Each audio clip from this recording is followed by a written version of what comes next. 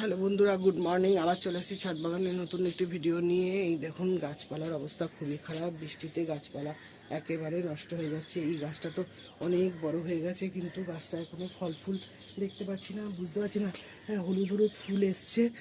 এই যে হলুদ হলুদ ফুল এসছে, জানি না এটা কি ফুল, কি ফল ফুল জানি না, হলে বুঝতে পারবো। আপনারা যদি কেউ জানেন এটা কি গাছ, একটু কমেন্টে আমাকে জানাবেন যে এটা কি গাছ।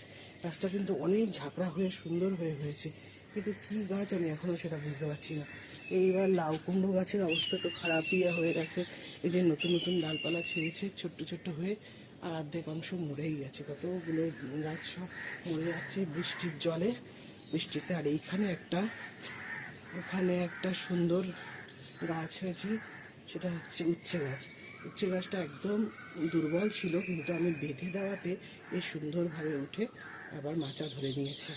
আর এইখানে টমেটো গাছটায় তো ফুল চলে এসছে। আর দেখুন, এই যে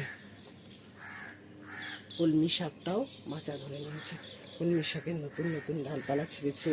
এই যে নতুন নতুন ডালপালা হচ্ছে, তার সাথে ফুলও হয়েছে। এই যে কলমি ফুল, এই যে সাদাটা, এটা হচ্ছে কলমি ফুল। আরও সব দিক দিয়েই কলমি ফুল হয়েছে।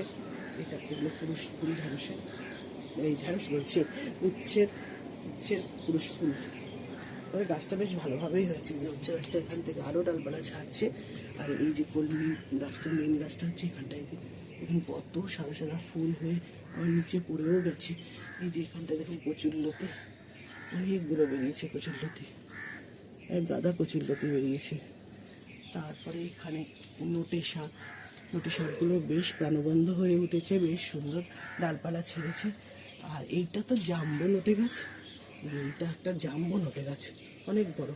আমার যেরকম সুন্দরী ঢ্যাঁড়স গাছ চারিদিক দিয়ে শাখা প্রশাখা ছেড়েছে ডালপালা, সেরকম এই জাম্বো নোটে গাছেরও চারিদিক দিয়ে শাখা প্রশাখা ডালপালা ছেড়েছে। দেখেছেন কি সুন্দরভাবে এই নোটে গাছটা হয়েছে। এই দেখুন কত বড় হয়ে সুন্দরভাবে মোটা হয়েছে।